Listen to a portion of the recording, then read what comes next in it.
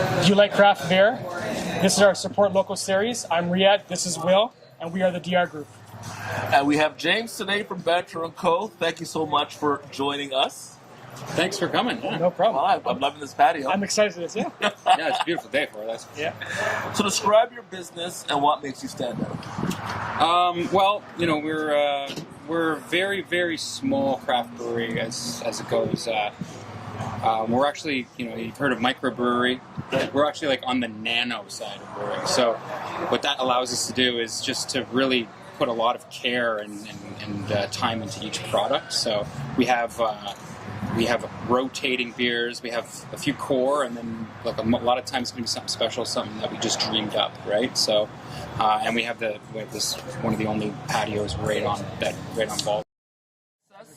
The process of coming up with an idea of a flavor to its execution to being sold. Like how long does it take for you to come up with an idea and execute it?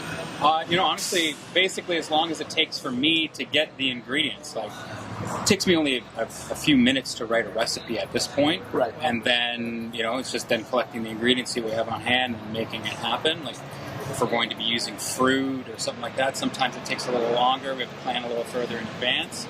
But writing recipes now, from what we know and we've experienced with our equipment, it's fairly quick.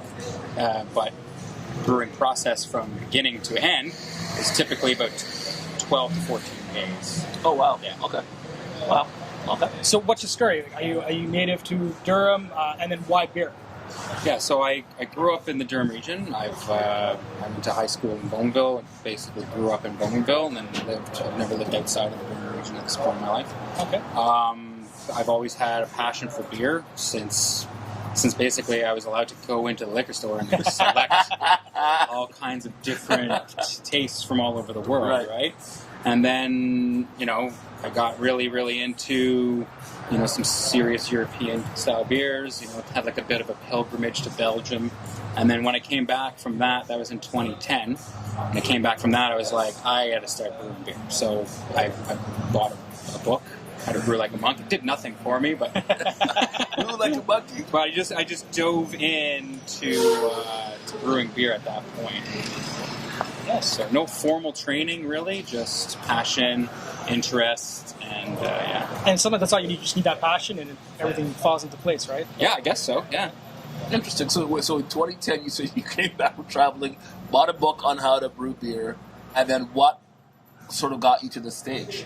This stage kind of just, honestly, just the way life works out, right? So I was working for a company. I put in 18 years in a company, and they were changing. It was right in the middle of the pandemic, actually a few months after it started, and my position was affected. So, given that I was, had 18 years with the company, I was able to not work and put my effort into this over however many 22 months it took. Wow. Yes. Okay. So, what motivates you every day? Actually, you know what? To be honest, it's got to be the customer feedback. Like, people people seem to really enjoy the beers, and they enjoy the time that they have here, and that really. No, it's a great atmosphere. Yeah, it is. Yeah. And unique to Brooklyn. This is true. Yeah, we're the first craft brewery in Brooklyn. Right. So when it came to come up with a concept, you see all the other restaurants here in town.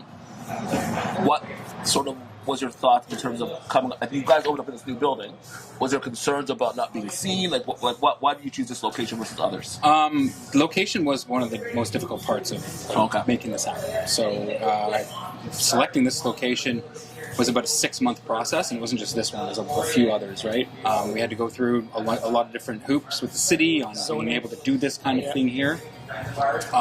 Once that was sorted out. And then after that, we kind of built our identity around this space. We didn't really have we didn't have a logo, we didn't have a name, we just had a bunch of beer recipes and a plan, right? So we definitely took inspiration from Brooklyn itself, just to kind of tailor it to the community, as basically a place where the community comes to, banter and have a good time, right? With company. With company. With company. So, you're native to Brooklyn and Bowmanville. What's your favorite local businesses that you like to visit or try or go to? Well, like all of the craft breweries for sure. So before you had this one, what was your favorite craft brewery? Probably Town. Town was one of the ones that really got me going because they were like first to the table in Durham Region with that hazy IPA, and that really changed craft brewing as we know it, right? That particular style, and they really came out of the gates with it, right? And then I love them all right now. Like we have a good community here. Like I know most of the brewers and most of the owners in Durham Region, and we talk often. What about food? Anything that you love to go to? Or I'm a Bowmanville guy, so I can't say enough good things about the Yardbird in Bowmanville. It's a tiny little restaurant with two owners that just kill it, and the food is fantastic. And Durham Eats, I always see their posts, but I've never been there myself yet. So. Yeah, and not to say that I don't love other places. I love KB and Whitby. I love KB. Yeah, so mostly I like to eat and drink, so mostly restaurants and breweries are what I'm into. Right? Perfect. That's great. And what's one of your biggest surprises while owning this amazing business? Yeah, everything was a surprise, I guess. Just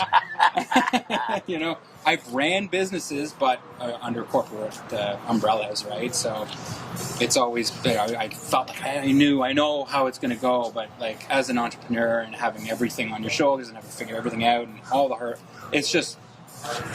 Everything is a surprise, right? From how many licenses and how many permits we needed to make this happen to just even the smallest like day-to-day operational things, right? Interesting. So when it comes to selecting, like you said, you have a rotating tap. So when you get feedback that's negative, how do you guys deal with that? To be honest, beer is a very personal thing to a lot of people. A lot of people dislike certain styles. You can't take too much of it to heart. The sales really dictate whether or not we go forward with a beer. Feedback is nice, and it's good if someone says they don't like it and they could do this, and I can take that stuff. But at the end of the day, it's the sales that really tell us whether or not a line is performing, right? Is your product available in the LC field? Not as of yet. We're working towards that. So people can buy products here. Take it. I've had it at my house, so yes, take it home. Yeah, we're also available in a few restaurants and bottle can shop in Bowmanville, as well as it's called the Brewer's Pantry. Oh, yeah. And can we find you online? Yeah. We have a website. We've got an Instagram and Facebook, LinkedIn presence. So. What's the Instagram handle? At Banter and Company, all words. Okay, so we'll put on the video so we can see that. Awesome. Well, that was it, James. Thank you very much. All right, thanks for coming again, guys. Hope you're liking the beers. Oh, I am loving it. Yeah.